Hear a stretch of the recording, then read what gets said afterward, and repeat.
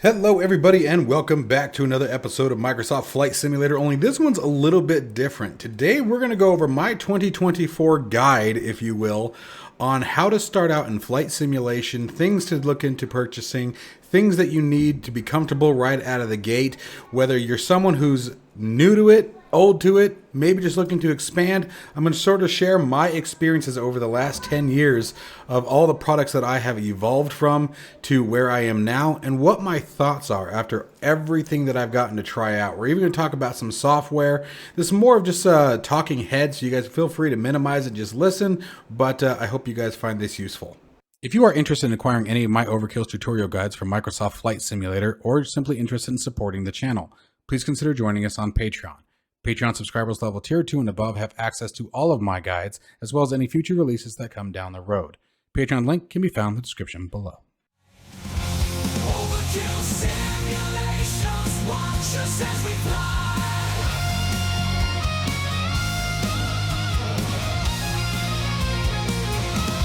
Overkill simulations, a thrill will never die.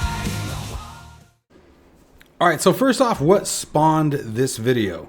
I actually still get a lot of emails and a lot of private DMs, and I see quite a few comments in various videos, especially when it comes to hardware and software videos, about, hey, Mike, would you get this? Or, hey, Mike, would you get that? Or, hey, I'm just starting out. You know, what do I look at this? Even had a question today about Navigraph.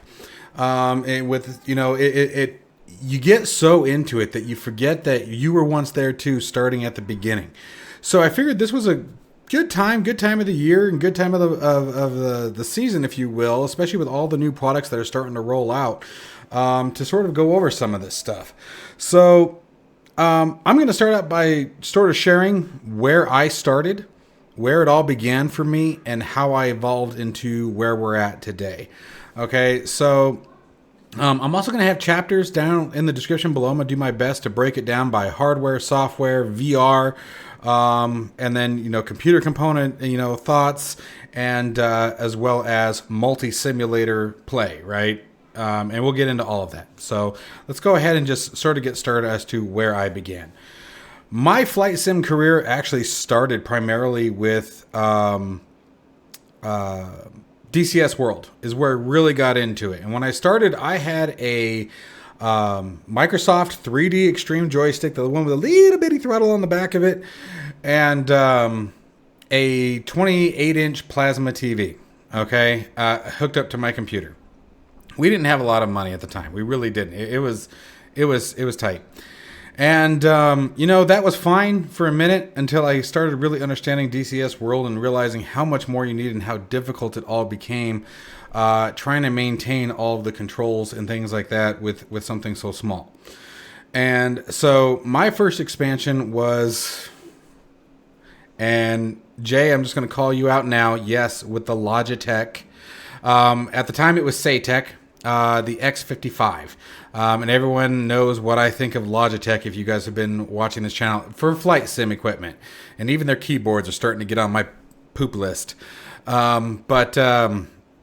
Anyway, I went with the Saytech X55, and I had it for about a month. And I had been debating for a long time whether to get the X55 HOTAS or to save up and wait and get the Thrustmaster Warthog, as well as a set of rudder pedals, because as you guys know, the Thrustmaster Warthog doesn't have any kind of twist grip for rudder action. Okay, and so my thing was, I wanted to get into it. We were on a budget. We were like, guys, at that time in my life, a $20 roast was one of those things that we had to ask ourselves, can we swing that? So it took a long time just to save up for the X55. And I got the X55, and it had all kinds of issues, power issues, ghosting issues. None of the switches were toggle switches. They were all momentary, which I'm not a fan of momentary switches. I actually really don't like them at all. I like the click that you get when you're doing something, you know, flipping that master arm. Nothing beats master arm and DCS. You got to have that, like we're ready, right? And it wasn't a good product, and it broke my heart because I was, like I said, it was the money. You know, we were on a very tight budget at the time, and so it really crushed my heart that it just wasn't a good HOTAS. So I ended up sending it back. I didn't like it. Luckily, I bought it through Amazon, so it was an easy return. But then I ended up saving up and getting the Thrustmaster Warthog with a set of CH Pro router pedals. And I'm not going to go through all my hardware, don't worry. But that was my first step into, all right, this is cool. Yeah, this is how it's supposed to be. Okay. And then obviously, as the YouTube channel evolved, products starting to be a little bit more accessible to me, and really have expanded into there. Like DCS World was my pride and joy for the longest time. I did primarily tutorial videos for multiple aircraft, and they're still on the channel if you guys are interested. I think I have the F-18, F-14, F-15, F-16. I'm missing a couple, I think. Anyway, just to name off a couple playlists, and they're full tutorials, and they walk you through the startup all the way to combat, right? Anyway, I digress. But it wasn't until Microsoft Flight Simulator that things really started to kick off for the channel. You being my Microsoft Flight Simulator community, you guys changed my life. You really did. You changed my life. You literally changed my life. Between you guys and the Patreon subscribers, so much of what was here, like everyone keeps talking about, oh, another YouTuber giving free thing. That comment is sticking in my head, and I don't normally get it, but there was a comment on my videos the other day, and I don't know why I can't shake that comment, but it's like, there's still so much that I had to purchase out of my own pocket that I would not have been able to do without you guys. So that sort of brings me to where I'm at now. And I think that multi-simulator experience that I was talking about previously has really given me some insight as to how I fly today and why I fly the way I fly today. And so that's what's sort of spawning where I'm going to segue into now, which is what hardware should you get starting out? Or if you're looking to expand, what kind of things should you be thinking about so you don't waste your money? Or buy something like I've got probably $500 or $600 in purchases, if not more, that are up in the closet in my room that I'll probably never use again.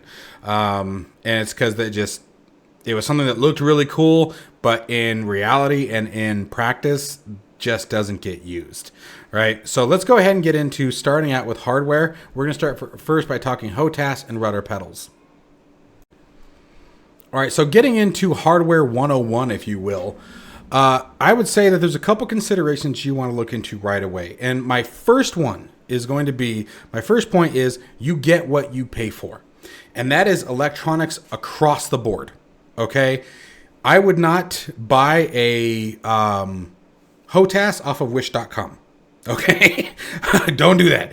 And again, my experience with both the Microsoft 3D Extreme, which was actually a really good joystick. It really was. It never failed. It never died on me. So that's something to think about. It was actually, and I think it's still out there, a really good joystick for what it is.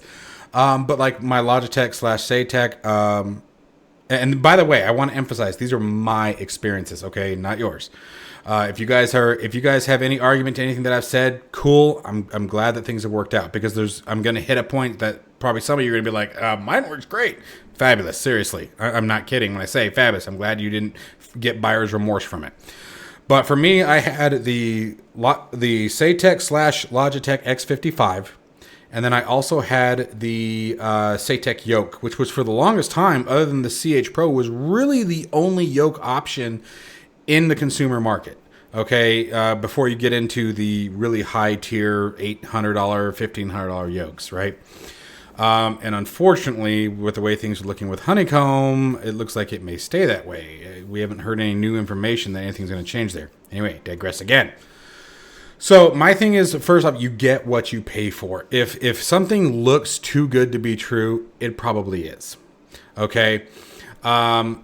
So when you are looking into buying or upgrading your hardware, take your budget into consideration and ask yourself, is it worth it to buy now? Or do I need to bite the bullet, hunker down for a little bit longer, and get something that is of value? Okay. That's going to be the first step. And that's any electronics, guys. That is electronics across the board. I've been working with computers for 25, almost 30 years. I've had tons of different electronics throughout my life outside of computers, and it always comes down to the same thing. If it's cheap, you're probably going to know it by using it, okay? And it just, again, it's the nature of the game. You know, when you get into more expensive tech, it's built better, it's built stronger, it's built to last, it's built to be precise. So that's the other point, coming back to that. So who should you look at? In order to determine who you want to look at, what hardware you want to look at, ask yourself, the first question you want to ask yourself, do I want to multi-sim? And what I mean by multi-sim is like myself and many of you guys. Microsoft Flight Simulator, Xplane, and DCS World. Something like DCS World. Star Citizen. Are you someone who's into the space game too? Right? If you are someone who can see yourself doing that, multi-simming, and maybe not now, but if you ask yourself, even remotely, if you say, maybe one day I'd want to get into DCS, you know, maybe expand and get into some air-to-air combat or air-to-ground combat, whatever the combat scene, then if you don't want to have multiple setups, if you don't want to be constantly switching gears, I can tell you right now, you don't want to try to fly an F-18 or an F-16 with a yoke. Okay, that'll be weird. It won't be fun. It'll be awkward. It just, you know, picture yourself doing a fast maneuver going, you know, doesn't work. It's not comfortable. It's not natural. So my first thing is, if you are interested in multi-simming and you're on a budget or you just want one flight sim area that does it all, go with HOTAS. And for those of you who don't know, that's hands-on throttle and stick. Okay, your Thrustmaster, Warthog, the Virpil CM3 or whatever Virpil. It doesn't matter which one. FC Technologies, their new setups that are coming. I don't think they have a throttle yet, but and we're going to be doing a review on some of their stuff, by the way. Things like that. Okay, HOTAS is definitely the way to go if you need a single setup that can do anything. I put the yoke away a long time ago. Occasionally, I still break out the Bravo throttle quadrant, but it's for very specific content. Okay, I still use it. It's still here, but it's a very specific use case for me. Now, that may not be the case for everybody. The Bravo is badass. Okay, the Bravo is probably one of the most feature-rich devices that's out there for the consumer market. Again, we'll see what happens with Honeycomb. So that would be my first thing. If you're interested in multi-simming, look at HOTAS because it's going to get you everything that you can do right now. Okay, even if later on you decide that you want a second pit. Okay, you want a second sim setup, but right now you know that you may want, for example, helicopters. Even if you're sticking with general aviation or general aviation, general/commercial aviation, non-combat, right? Microsoft Flight Simulator. The HOTAS is still the way to start if you know that you're going to want to fly other aircraft. That's the other thing. It is much easier to maintain immersion in a Cessna using the stick than it is to maintain the immersion flying a helicopter with a yoke. Okay, if that makes sense.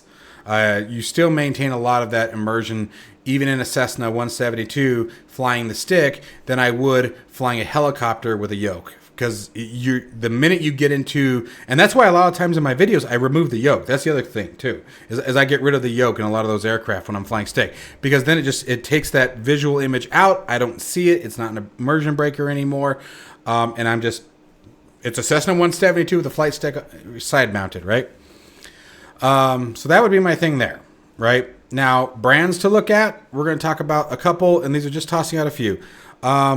Velocity One has done a pretty good job with their yoke with their yoke and throttle set as far as a very entry-level configuration that is reasonably priced. It also works with both Xbox and PC if you want to do their yoke setup. Their flight deck that I just reviewed a couple weeks ago with the again the HOTAS configuration, hands-on throttle and stick, is again a decent entry point, and I would still pick them over, say, Logitech. I would not do the Logitech X56, whatever it is now, over Velocity One's flight deck. I would take Velocity One over Logitech any day of the week. Okay, and again, that just comes back from my experiences with it. I would never buy a Logitech. I probably will never buy a Logitech or review a Logitech flight equipment again. Okay, just to keep that in mind. So when it comes to hardware, think about what you want to do is the wrap up there. And think about where you may want to do in the future. And if you want to do both roles, if you are in a position where you're going to want to fly helicopters or fly jets that are in Microsoft Flight Simulator, for example, but you want something that can do it all right now, go with HOTAS. Okay, you're going to be happier in the long run. And then later on, if you want to build a second setup very specific to commercial and GA aircraft, then get your yokes and your separate throttles. And again, all this is just recommendation from what I've learned and what I've experienced. I had a lot of cool stuff. I purchased the Alpha myself when it came out, and I used it for a little while. And then I got switching them in and out gets old. It gets old fast. And there are also companies that make quick connects that make it easy to pull one out, snap a new one in.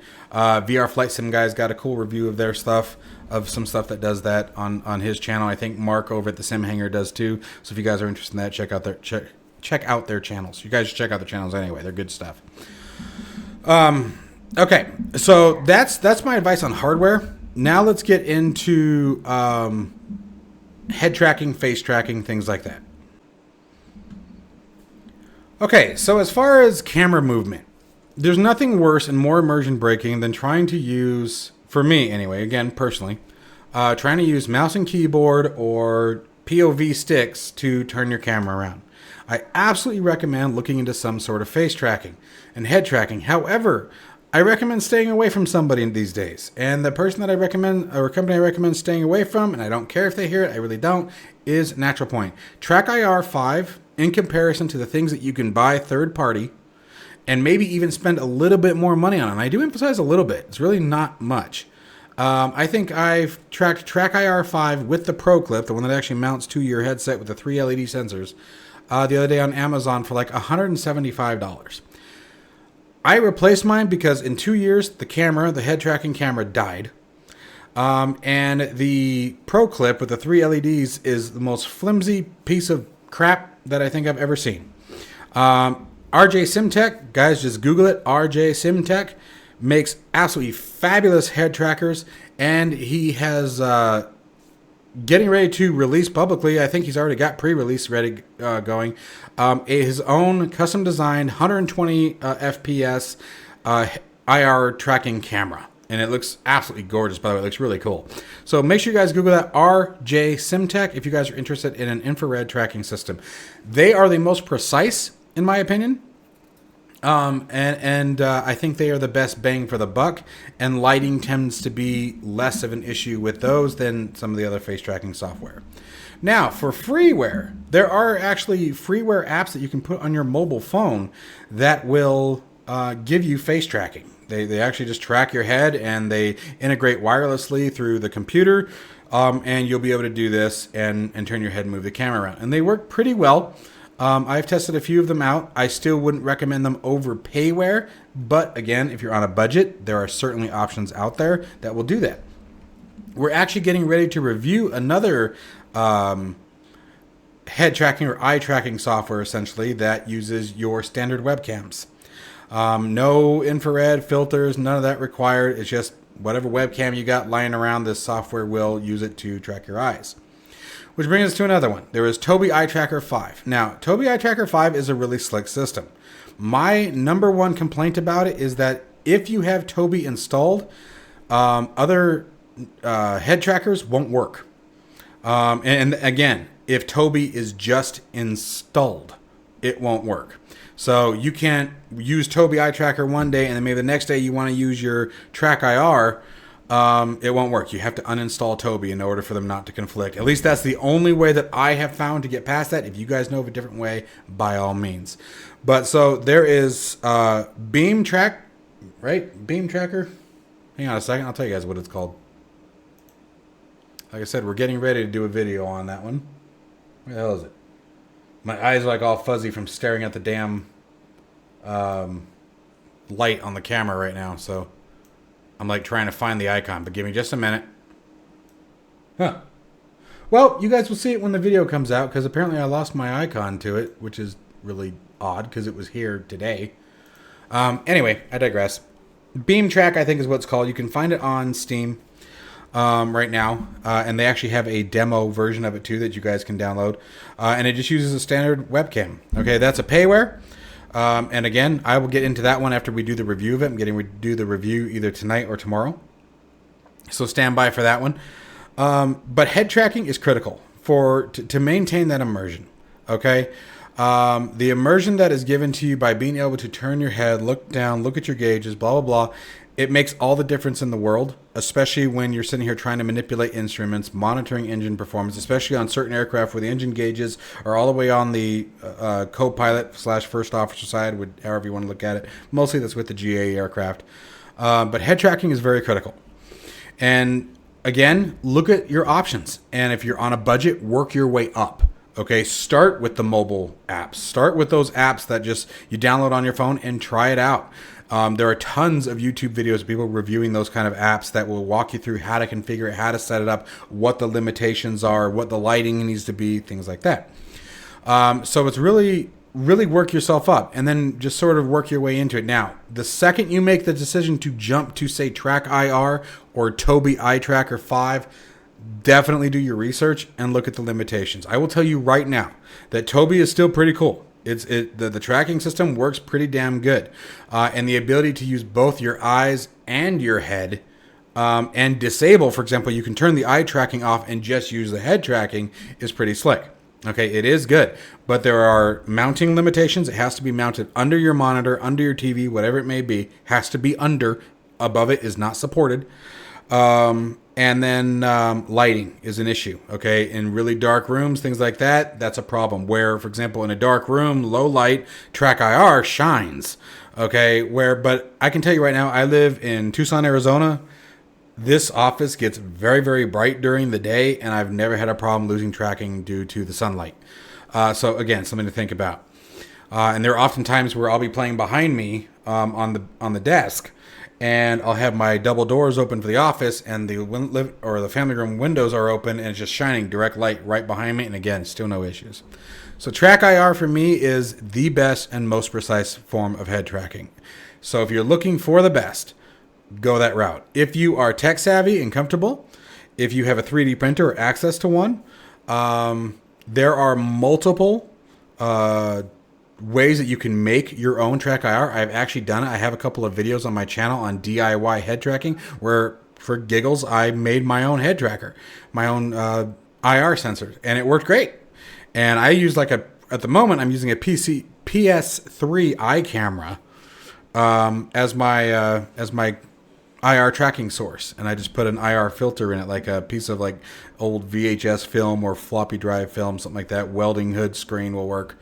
To block out the rest of the light. So, those are a couple different options. There's tons of DIY options out there for head tracking. Make sure you look into those and decide what's best for you.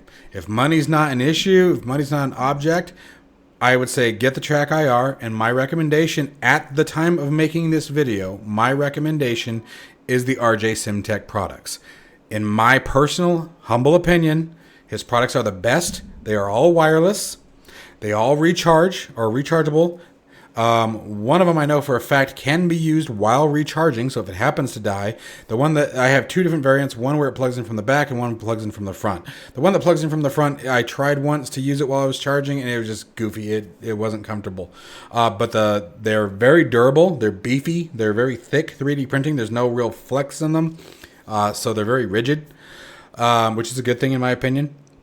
His customer support is awesome, and now that he's developing his own camera, it really comes into play. And like I said, if you were to buy the full kit from him, you'll spend a little bit more than you would with Natural Point Track IR, but I promise you'll be much happier with the build quality, the software, the FPS on his camera. I think his camera is going for like $150, if I remember correctly, give or take, somewhere in that range. I know I'm close.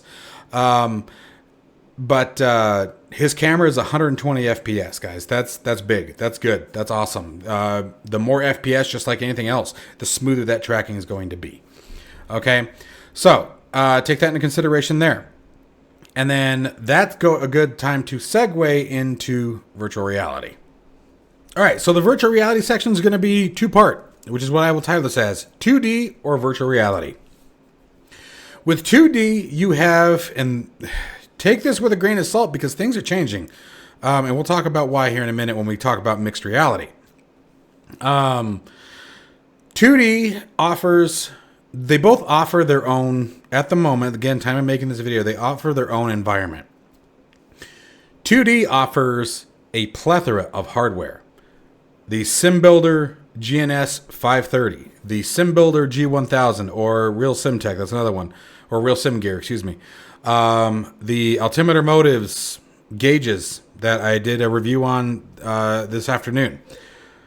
All of my WinWing panels that are all over here, touch screens, tablets, throttles, HOTAS, keyboard.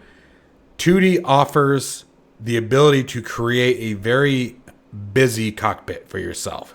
If you're someone who likes to turn your knobs, reach up and adjust your altitudes and your speeds and check on your Navigraph charts or what's the software? I can't think of it. ProFlight, something like that. If you're someone who likes doing that, if you like to be busy, 2D at the moment is the way to go. And that's where my battle is starting to come into play here, and we'll get to that. And then you have the option of, on top of 2D, single monitor or triples. Like right now, there's actually a triple monitor configuration right here. Triple monitors offer a whole different level too, where you can set up your peripheral views, your left and right views right out the window. So there's a lot to consider there. So if you're someone who likes having all the different hardware, tech, buttons, switches, gauges, radio panels, all that stuff around you, go with 2D. And I'm still going to tell you the same thing when it comes to gear. Do your research.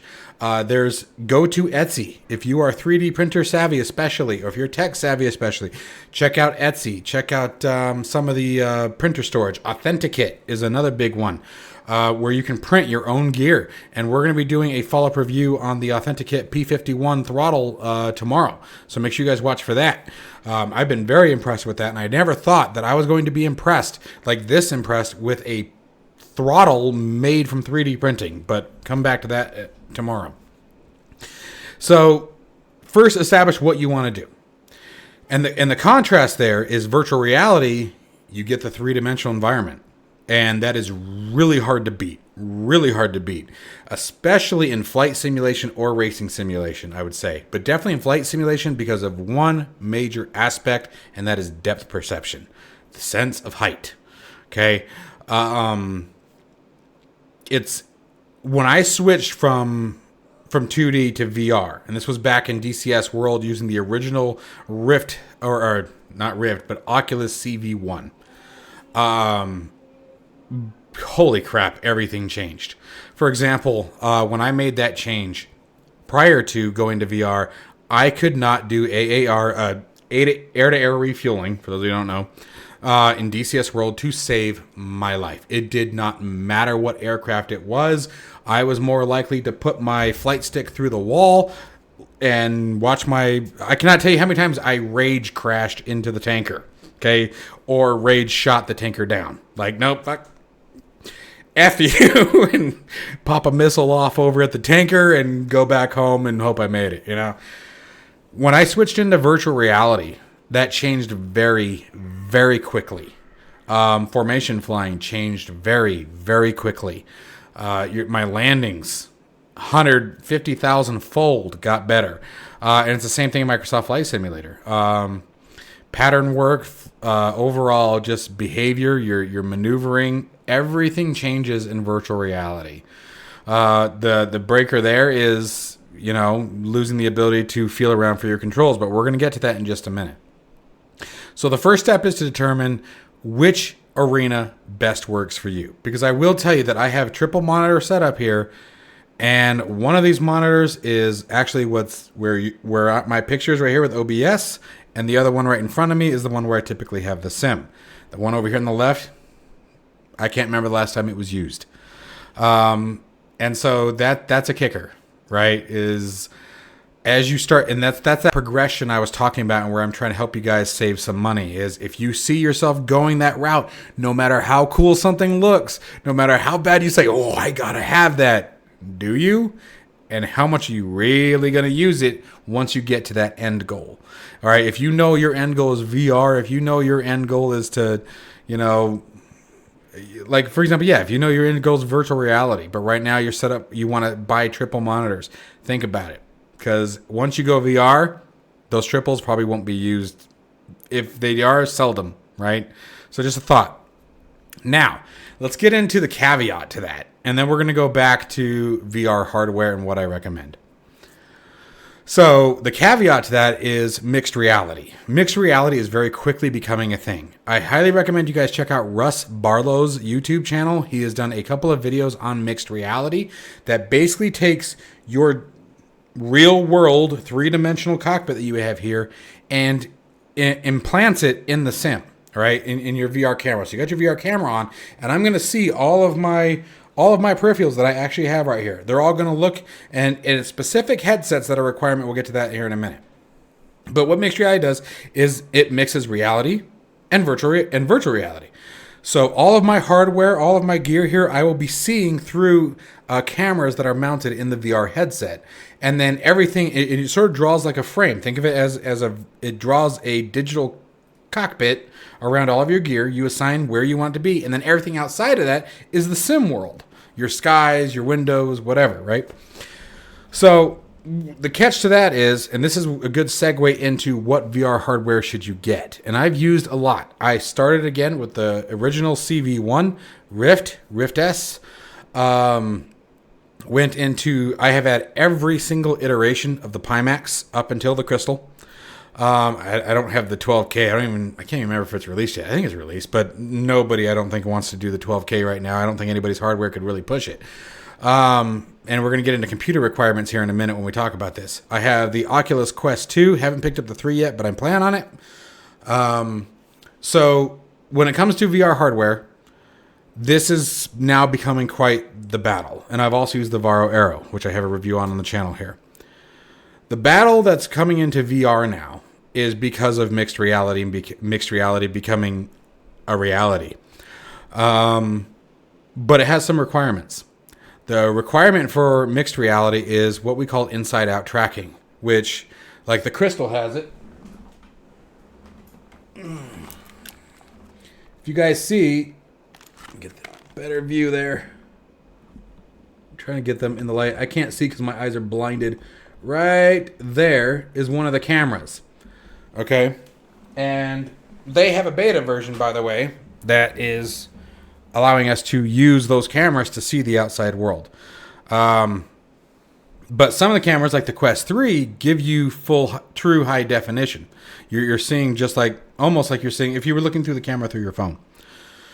And so through the use of those cameras is how your 3D world is being generated. And there's another solution that we're going to talk about here in a second too. But so that's a requirement if you're interested in that idea of mixed reality, having both worlds, having all the cool cockpit gauges, switches, devices, G1000s, GNS530s, etc. Is you're going to need a virtual reality that has the ability to see the outside world. Okay, so that takes the price into consideration because most of them, that's where that price starts to climb up. Obviously, the more feature-rich the headset, the higher. The Crystal you have right now running anywhere, depending on sales, from $1,200 all the way up to $1,500, depending on, especially, and this is just in the U.S. So going outside of the U.S., some of the places, those prices get even higher. But I would say right now, for its features, quality, field of views, coloring, and overall performance, I would say right now the Crystal is the top tier VR headset on the market for consumers. Varo almost had it, and then, as many of you may know, Varo dropped out of the consumer market. Their cheapest VR headset right now, I think, is excess of $2,400 last time I looked. So we're going to call the Crystal as at the top. Okay? I think I haven't followed Reverb much, but I heard a rumor that Reverb might be dropping out of the game. So let's come down to, I know Vive dropped out of it. Maybe Reverb isn't, but I think Vive dropped out. So you have basically the Quest. The Quest 3, I think, is the most popular discussion now. You either hear Oculus or you're hearing Pimax these days are the most common. Not limited, but the most common that I'm hearing and seeing on the channel in the videos. So I'm not trying to exclude everyone else. So what that's going to come down to is now hardware requirement and investment. If you are someone who rarely flies, if you're someone who's rarely going to use VR, I would not recommend the Pimax Crystal. I just won't. If you are someone who's just not going to be using it very much, that is a major expense. Even if you have the budget, and if you have the budget, cool, and you just want to buy it, great. But from a cost to benefit, cost to use, if you are someone who's not going to be in it very often, I would not recommend the Crystal. And that should tell you guys, I am a Pimax fanboy. I'm the first to say it. There's a reason why. How do we become fanboys? By buying a product and really liking it. Okay? So I am a Pimax fanboy, and I'm telling you, and my Pimax people might hear this video, if you are not going to use VR very often, I would not recommend the Crystal. It is expensive. It is a huge investment for someone who's not going to be using it often. I would go down to the Quest. And the Quest 3 seems to be, the first couple of days I was hearing mixed reviews, and now it seems to be like they're starting to iron things out. It's becoming quite the headset. And again, those inside-out tracking cameras seem to be pretty stellar, and it's right around $500 US. So that is a major benefit. I would say that would be your starting point. Hardware requirements, that's as far as PC goes, that's the other benefit to the lower tier VR headsets, right? Is you don't need quite as much. Like I have an RTX 4080 in my card. I have an AMD 3900 XT, which is unfortunately starting to show its age. And I'm comfortably pushing about 40 frames per second, about high settings in Microsoft Flight Simulator at the native resolution in the Crystal. And it's doing pretty good, especially with smart smoothing now and frame generation in the sim. I'm getting good performance. But if I had something like, for example, the Quest 3 running on this thing, it would sing. It wouldn't care, right? So I will say that if you're going to go, like, for example, the route of the Crystal, you need to look at PC hardware. PC hardware is going to be, you're going to want top tier. If you can afford the 4090, get the 4090. I wish I had. It's just at the time that I got the 4080, I needed an upgrade, and I didn't have the $2,000. Hell, I still don't have the $2,000 to spend on a 4090. I wish it would change. It'd be a game changer for me, but... So keep that in mind. I am running the 4080 on the Crystal. I'm happy with it, but it could definitely be a lot better. I definitely see a lot of issues here and there, but that's my hardware. And then you have CPU. CPU is going to be the other big one. Like that is probably my number one thing right now, actually, is it's not even so much the 4080. It's that I get a lot of, when I pull up the FPS counter, I get a lot of limited by main thread. Limited by main thread is your CPU. Your CPU cannot deliver information to your video card fast enough to keep up with your video card speed. Basically, your video card's sitting here going, waiting for the next thing to come in so it can render the next frame. Okay, so your video card has overhead, your CPU doesn't. So, you have to look into what it's going to take to push whatever VR realm you want to go. And it goes the same thing also with the 2D, though, is you have to be considering your different CPU specs. The more monitors and more screens that you add, the more load on the video card and the CPU. Peripherals, the only thing that I would say about peripherals is make sure that if you're using USB hubs, you get powered. They must be powered. And I recommend minimum of 90 watts or higher if you're going to have a lot. Like right now, I have 18, I think it is, last time I counted, 18 USB devices plugged into this cockpit that I'm sitting in right now. And that's definitely a big piece. So if you're going to be looking that route, by the way, powered USB hubs, 90 watts at least. Okay, that way you don't ever have to worry about power issues. Because you can overdraw a USB hub, even if it's powered. If it's not pushing out enough wattage to maintain the level of devices, because even though the USB hub may have 12 slots, it may not be designed to run some of this gear with all the LEDs and things like that are on it all at the same time. Okay, so side note configuration option there. So that would be the next thing that I would recommend. And how far you're wanting to go. Look into, like I said, mixed reality. Look into where it's headed, because it's definitely going to change the game. Which brings us to the next point, cockpit, table, desk. What should you do? All right, so I got 2 more segments that we're doing here. I'm going to do cockpit, desk, table, and then we'll get into some software considerations getting into flight simulation. So first thing, I am sitting in a NextLevelRacing cockpit. This is their Pro Flight configuration. So it's got the Pro Flight stand and Pro Flight seat, and I absolutely love it. The only thing that I hate about this thing is I am 6'1", I'm 270 pounds, and it can be a challenge. Not to mention I'm 40 years old. It can be a challenge to get in and out of it. Not too bad. Like, it's gotten better. Like, this one, at least I can step in. The Boeing one was bad. The Boeing one was really hard to get in and out of. But having a dedicated flight rig is freaking awesome. Okay, absolutely awesome. By the way, if you guys are interested in purchasing any of this stuff, there is a link down in the description that will save you guys a few bucks there too. Same thing with the Pimax. Make sure that you guys use that link if you consider buying one of those. So, cockpit versus table. I do some desk simming as well. I have my desk right behind this seat is actually blocking it. But I do some simming from there as well. Like, most of my guides and things like that I make from the desk behind me. And so it depends on what your needs are and what you're going for. If you are just a simpleton and you don't mind primarily mouse and keyboard, and we'll get to that in a second. There is a couple other considerations there. But you don't mind mouse and keyboard with, whatever your flight equipment is, yoke and throttle, stick and throttle, whichever one you choose. And rudder pedals, I always recommend rudder pedals no matter what. And plus, they're fun to play with while you're just sitting at the computer. Anyway,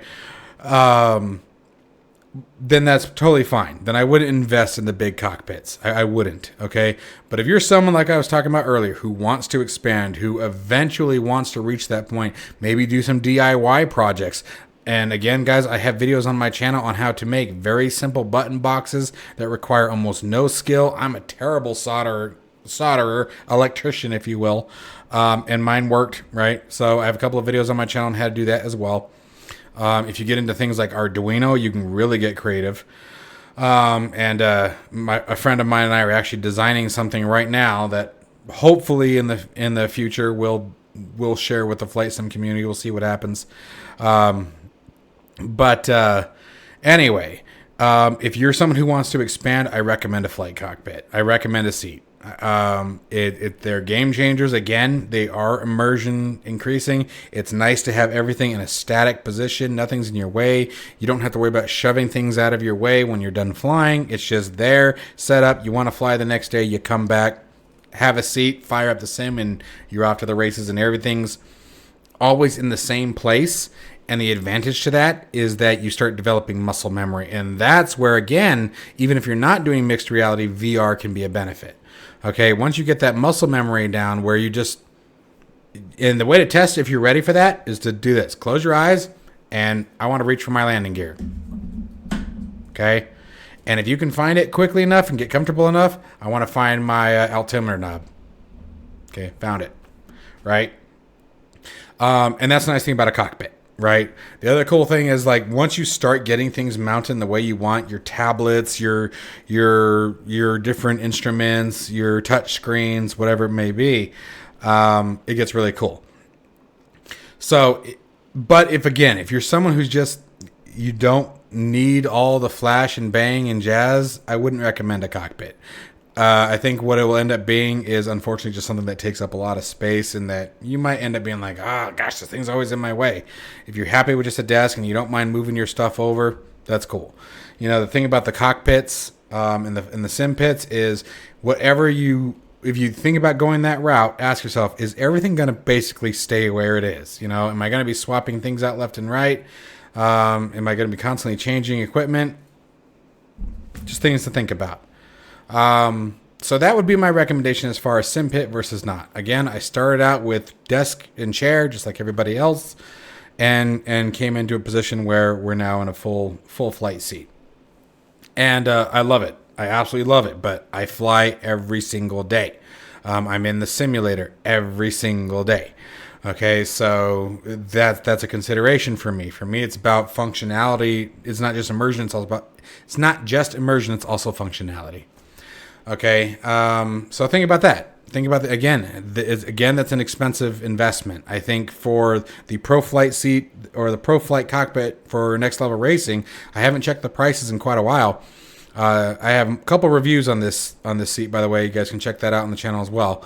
But I haven't checked in a while, but I want to say it's right around $1,000 for both seats, because they come as two separate units, the Pro Flight series, and then you can bring them together. I don't know why I'm so gassy. Like I keep every time I'm talking, it's like, stop it. Anyway, so that would be cockpit versus not cockpit. Now I want to add a couple things to that. A little again, a side segue, and that's into touchscreens or not. So let's talk about that for a second. If you are on a budget, but you do want to have a lot of the really cool stuff, but you can't afford to buy everything. All right. And it would be a long time before you can get that immersive environment. Touchscreens have become a very viable way to do flight simming. It's the way that things are going. Look at aircraft like, for example, the Dreamliner, the 787. Almost everything, I think, is touchscreen. I don't even think they have a physical FMS anymore, management computer, MCDU. So touchscreens truly are a thing now in real-world aircraft. There's the G3X Touch, right? Your G5000 suite on the Cessna Station Longitude is a touchscreen controller. The G3000 has a touchscreen controller. So in the TBM 930, for example. So they are very much so a thing. And there are multiple pieces of software that enable you to take a lot of these screens and put them onto a touchscreen. So touchscreens aren't particularly expensive anymore. They've really come down in price. And if you're building a cockpit, you probably don't want anything too big when it comes to touchscreens. So let's talk about a couple we're going to get into the softwares, but the things that you can do from the side with touchscreens. You can set up your control panels. Microsoft's flight simulators, for example, their pop-out panels has gotten a lot better. And there is a software to briefly touch on software. It's called Pop-Out Panel Manager that can be found on flightsim.to that enables the touchscreen support. It's actually super annoying that after 3 years now, Microsoft Flight Simulator and Asobo haven't enabled true touchscreen support for the sim, but yet they have aircraft that have touchscreen controllers. That's really frustrating and stupid in my opinion, and I feel like that's something that should be there now. But luckily, like I said, I digress. There is Pop-Out Panel Manager now that does have the ability to enable true touchscreen support. It works very, very well. And the other cool thing is that with Pop-Out Panel Manager, you're able to fine-tune the location, positioning, size of your particular panels, right? So that's the first thing, without buying any other software. And that's free, by the way. FlightSim.to, Pop-Out Panel Manager is free. You can use tablets. You can use Kindles. You can use your phone. You can use your cell phones to control a lot of this stuff. There is a software, and there's actually a couple of them, but the one that I'm familiar with is called Space Desk. And it will allow you to add a touchscreen over your wireless network. So again, that's where your tablets come into play, your Kindles, your cell phones. As long as you're on the same Wi-Fi network, you download and install Space Desk on both your PC, which would be the host, and your whatever portable device it is would be your client. And through the Wi-Fi network, you can create, and they're very responsive, especially if, like for me, my Wi-Fi router is right up in front of me here. It's quick. You know, if you've got a good home internet connection, and more specifically, if you have a good Wi-Fi connection, you do not need internet to have Wi-Fi. Your internet can be complete cut off, right? You can have no internet at your house, no ability to reach google.com, and your Wi-Fi will still work. Your portable device can still communicate with your computer. Okay, so if you have a fast Wi-Fi, and most, for example, to give you guys an idea, most of your devices, your tablets, your iPhones, your Androids, most of their Wi-Fi cards nowadays, if it's a relatively new phone or tablet, your Wi-Fi card in those are usually better than what's in your computer. So just tossing out some side information there. You can get some pretty fast speeds from phones and stuff now. So if you're on a budget, touchscreens could very easily be the way to go. Okay, you can create a very immersive environment with touchscreens, or just extra monitors that you can put. For example, you can pop out your G3000s, your G5000s, your G1000s, and you can have your screen right in front of you. You can have your touch screens. You can have Navigraph, which we'll get into in a second when we talk about software, and build yourself a digital cockpit for significantly cheaper than what you would build, for example, the hardware. And I want to give you guys an example here. You could probably pick up 3 or 4 good 10-inch, 11-inch, somewhere in that area, touchscreen monitors for the price. I can't lift it up any higher, of this. My Virpil. This is my Virpil with the CM3 base. That total setup right there is probably, I don't know, $500, if not more, for just that piece. All right, for the base and the grip. So the only other thing that you probably need, and it's StarTech. Yeah, StarTech HDMI to USB adapters. That's the last piece of hardware I'm going to tell you. Touchscreens with an HDMI to USB adapter. Now they can be pricey. Do your research. I picked adapters that are $80 a piece. There are some that are cheaper than that. You can find them at Best Buy too. That can sometimes do more than one. Okay, so I don't want to ramble on that one too long. I know I've already sort of gone into it, but touchscreens and monitors are a great way to not spend near as much money as the physical hardware. Now, again, you lose that tactile contact when you go to turn an encoder or a rotary, but you can still do like this with your finger on a touch screen with certain softwares that we're about to talk about and get the same functionality out of it and still be away from that mouse and keyboard. So now let's talk about software. This is going to be a big one. So with software, the first thing I'm going to start out with is sort of using our touchscreen talk and monitor talk as a way to segue into the software section. This one is going to require a purchase. It's $60, I believe, $60 US, and that's called Air Manager. Air Manager, like for me, is a little cumbersome to use. It's confusing a little bit at first. I think it's got a little bit steeper learning curve than a lot of other softwares I've used in the past, but the other ones don't do what this one does. Air Manager is incredibly powerful. And like, for example, again, going back to Russ Barlow, make sure you guys check out his YouTube channel, has some great tutorials on how to use Air Manager. And there's a bunch of others out there. Russ just comes to mind. Okay. But it makes it, you can basically create your own cockpit in a screen, and it's not, you're not restricted to, a specific layout. You can lay them out wherever you want. You can take pieces, like let's use a 737 as an example. You can have pieces of the FCP, okay, the forward control panel or the glare shield, right? The autopilot panel. You can just have a piece of it right here. And then maybe right directly underneath it, you can have the lights from the overhead panel, right? And then maybe right beneath that, I don't know, your MCDU, right? Or your FMS. Okay, you can customize it however you want, okay? But like, for example, the video that I posted earlier today about the 6-Pack Plus, okay? All of the gauges that were shown on it. Make sure you guys check that video out if you haven't. All the gauges that were shown that. On the back end, the software integration is through Air Manager. It's just going through Altimeter Motives and buying their 6-pack. Plus, there is a custom-built version of Air Manager for that specific purpose that Altimeter Motives worked out with the Air Manager developers. So anyway, I digress. But I want you guys to know that that's Air Manager working in the background. So Air Manager is extremely powerful. And I own a copy of Air Manager as well. And you can really get creative with it. You can literally set up your monitors and screens however the hell you want. The options are almost endless, and they have a bunch of templates of bezels and things like that. So it's not just the gauge. You can actually place a bezel on a screen.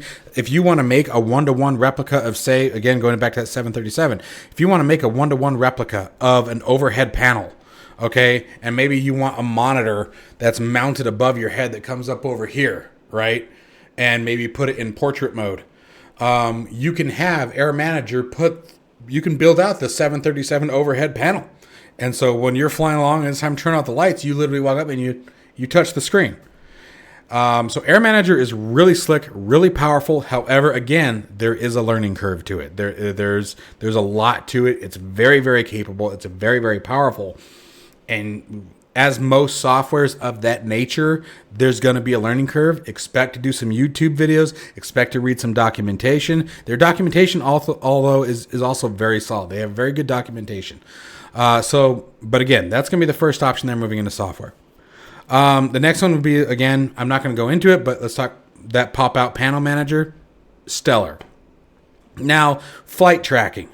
I got a question today in my Discord about Navigraph and what it was and how does it work and blah, blah. First off, Navigraph is how do you even describe it now? It used to be just a flight planning chart kind of software that has greatly evolved over the years.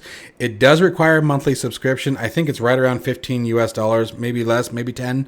I can't remember. I never pay attention anymore. I've been subscribed to them for years, so I don't remember what it is anymore. And I mean years, like 8 or 9 years I've been subscribed. So gosh, they've made a lot of money off of me. Anyway, it's like doing the math, like holy crap. Anyways, so now it's your all-in-one flight planning, because Navigraph now owns SimBrief, so it integrates directly with it. So it's your all-in-one flight planning, monitoring, chart source, MEDAR source, notation, because now you can actually annotate on your charts, and like for example, you can draw your taxi routes as you're given taxi instructions, which is a big feature that we wanted for a long time. And this has been around for a while. This next piece, it tracks with a pink little airplane. It tracks your position on both airport and in the sky. So it does everything. Again, I would say it's your EFB, but for flight planning and monitoring. Okay, it has nothing to do with the aircraft specifics. Okay, it is for flight planning, monitoring, tracking, and obviously airport information. It's got all your frequencies because it's got all the Jepson charts. Okay, it is, to me, 100% worth it. Now, there are plenty of people out there who have no problem. Any of the charts that are inside of Navigraph, you can pretty much find them on Google. I can go right now on Google and I can go KTUS, Tucson International. I can go KTUS SIDS, all right, Standard Instrument Departures, and it'll pull up the charts. And if I know what I'm looking for, KTUS Wildcat 3. Okay, it's going to give me, I guarantee I can very quickly find the SID departure chart, or the SID chart for the Wildcat 3 departure. But it's not going to have the airplane tracking over it. It's not going to have a lot of the other information. It's not going to be near as convenient. Navigraph charts, when you import your flight into it, all right, if you're doing an IFR flight especially, it has your route. And so you can literally just click a button like on the approach and boom, that chart pops up and you can see where your aircraft is at based on it. It's got a bunch of really cool features. Really cool. So if you're someone who's going to be doing a lot, especially of IFR, it's still handy for VFR, and they now also have VFR sectionals, which they didn't used to have. So it's still very helpful for VFR as well, but I would say that it shines the most with IFR. So if you like to do instrument flight rating, if you like to plan your flight routes and fly real world routes, and that's your thing, it follows real world air cycles. So you get to fly the same routes that real airplanes are flying up in the sky right now. It's a must-have in my opinion. Navigraph charts is. I would never want to fly Microsoft Flight Simulator, P3D, Xplane. I would never want to fly them without my Navigraph charts anymore. But I've been using charts forever. It's not to say they're the only solution out there. Like I said, there's Google. There's some freeware apps I think that you can find on FlightSim.2. They're just not going to be quite as feature-rich as what you're going to find in Microsoft Flight or in Navigraph. Excuse me. So that's Navigraph charts. As far as third-party controls, guys, please, I know that some people have had some horrible experiences with their customer service. I have seen witness of it. I still stand by that the software is the best at what it does, but it's not the only one. We'll talk about that. But the next one's going to be spad.next. And again, there have been, I'm going to be upfront, there have been people who have complained and been treated very poorly. I will absolutely be the first to say they have one developer in particular that seems to have no problem treating people like they're stupid. I have encountered him. I have witnessed it, and I agree. He's a jerk, and I really don't care if he sees this video. He is. There is one person there who treats people as if everybody should be as smart as him and just know how to find their answers. With that being said, I have used the alternative that I feel the only other alternative. Well, there's two other alternatives. The two other alternatives would be FSUI PC7, which is also payware software, and so is SPAD. SPAD's about $60 for a lifetime purchase. And then you have FSUI PC7, which I think is close to the same price. And then there's X's and O's. And if I remember correctly, X's and O's isn't quite as expensive as SPAD, but there is a payware to it. I have played around with all three of them. Spad.next, good or bad from the customer service standpoint, is, in my opinion, the best and most user-friendly at what it does. And what it does is it creates an environment where you can very easily map all of your controls, whether that be by downloading online profiles for a specific controller. For example, your Bravos, your throttle quadrants, etc. You have the ability to download online snippets if someone has... Let's say somebody's already mapped my Virpil flight stick for the Baron G36.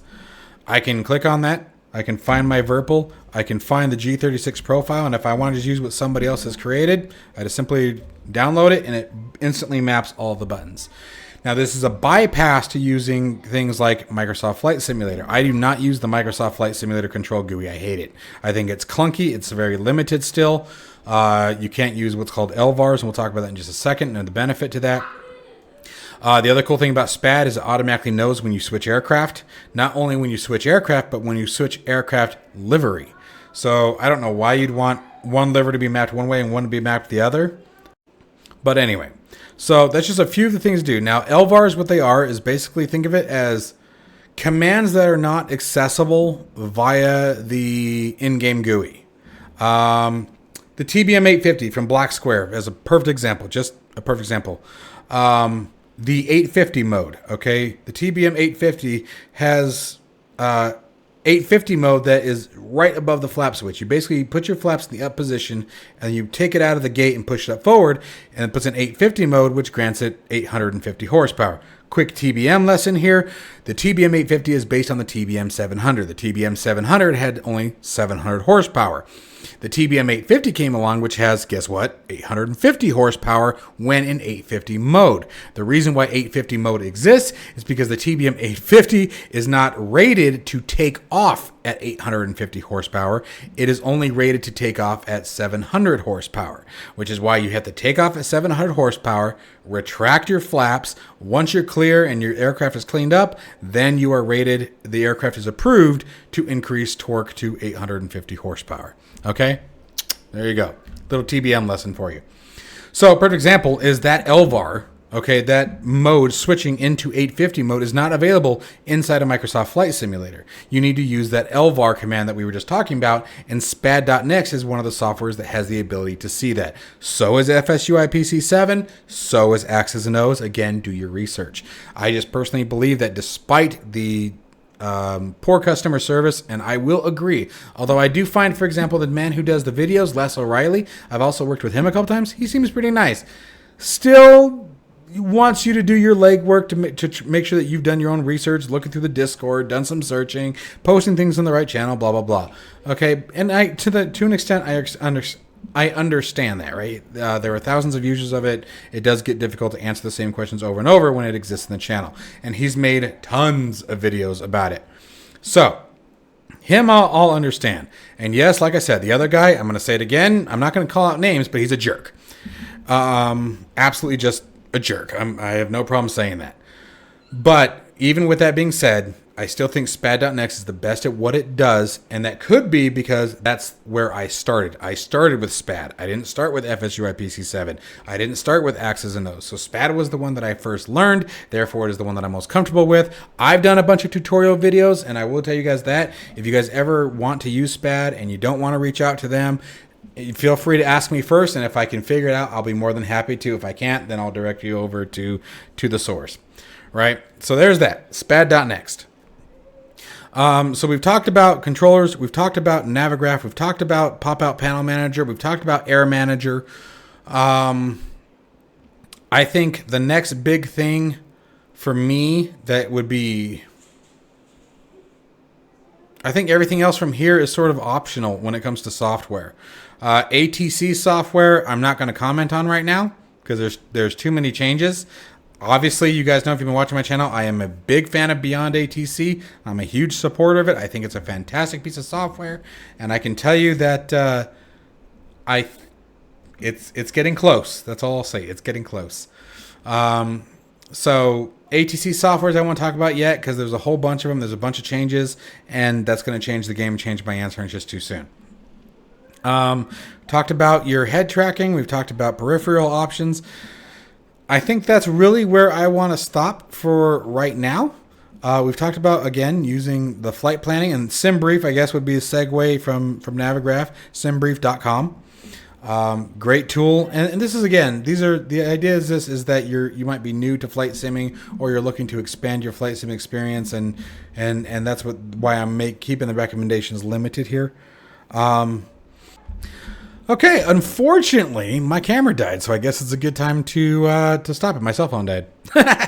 So I guess it's a good time to stop the video here. Let me know if you guys would like a part 2, and we would call it like advanced configuration, where we get into some of the more in-depth specifics. And if you guys would like a video like that, tell me what kind of software you'd be interested in. And, whether it be software for, again, more control setup, or just third-party software for Microsoft Flight Simulator specifically, things like, GSX, for ground equipment and ground servicing of the commercial airliners and things. Let me know. And I hope you guys found this video useful. I hope it helped you sort of get some ideas, and maybe even just if you already have a pit, maybe give you some ideas on where you want to move it moving forward. Big things, like I said, to look at. Definitely look into mixed reality if you're looking into VR, so you can decide what kind of VR headset you want to go. Mixed reality is definitely going to be a thing. It's going to be a thing very, very soon. And when I say a thing very soon, I mean broad spectrum, general public release and things like that. So there's a couple things of software that we're going to be reviewing here very quickly in the channel that are going to be sort of a segue into mixed reality. So stay tuned for those. But anyways, as always, guys, I hope you found this video useful. Stay safe and healthy, and I'll see you in the next one.